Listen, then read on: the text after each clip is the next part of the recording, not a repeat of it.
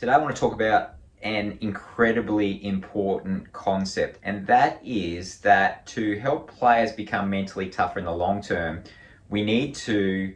set our expectations lower in the short term. So essentially what I'm saying is it's a really helpful thing to aim lower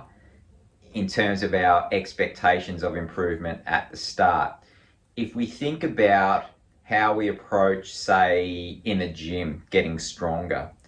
what we're really doing is we're making an assessment of on each activity. For example, we say that this is what the player can lift right now, so we get that clear assessment, and then we're trying to edge that up very slowly in tiny increments over time. That's realistic. If we were trying to improve forehand technique, we would never expect a player to be able to go from the technique that is being grained in, over years usually, and be able to suddenly change that technique and improve it out of sight. We would be trying to look for very tiny incremental improvements. And in psychology, one of the most common problems and one of the most common things that as coaches, parents, even players mess up is this expectation that somehow players should be able to change their attitude. You just choose a new attitude, or just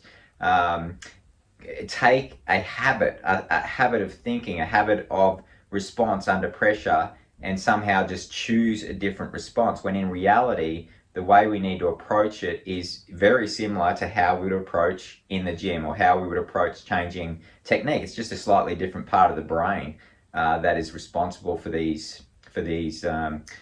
mental responses. And even more than that, I would say we need to even aim lower for another reason, and that is often at the start, when we're trying to help a player become mentally tougher, we've got to first get a clear understanding of what's causing that player to not be able to respond as well as they want in matches, for example. And that, because it's not something that we can just see on the surface like technique, it usually takes more work to gather that understanding to start. So when I start with a player, if I'm working with a player, more and more these days I make it very clear, if I'm talking to a coach or a parent, that don't expect behavioural changes in the first 3 months of our work. If it happens, which sometimes it does, then that's a bonus. And so for me, 3 months is a time frame where hopefully if we spend that first 3 months with very low expectations, that the expectations of just gathering understanding about what's going on, developing more awareness around what is causing, say, an unhelpful competitive response in the moment where the player starts to gain an awareness and can report perhaps back about more clearly about their experience when it's happening, even when they're not improving their behavior or their responses in matches. That's a very important step towards then the expectation that, for me, if a player can go out in a match when it comes to mental toughness and come off and start to report for 1 or 2 extra points in that match as compared to how they might usually respond in a similar situation, they were able to commit to a helpful action 1 or 2 more points,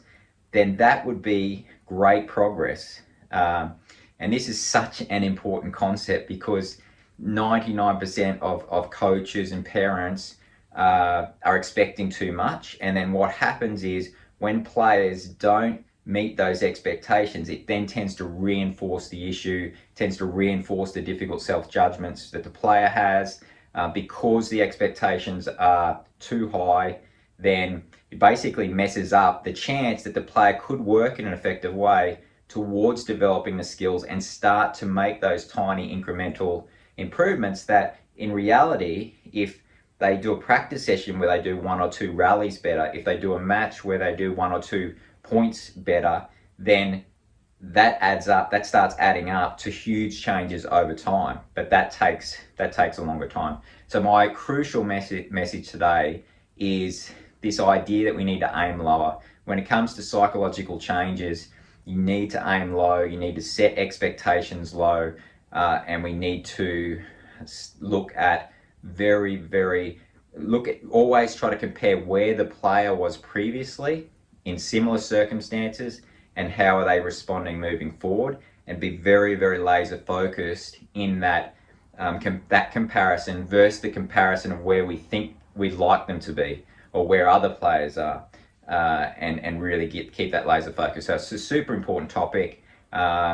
If you focus on this and you make it a priority, you absolutely, as a coach or a parent or even a player, you'll become more helpful, absolutely, to your players, to your child, and if you're a player, to yourself and your own development. Cheers.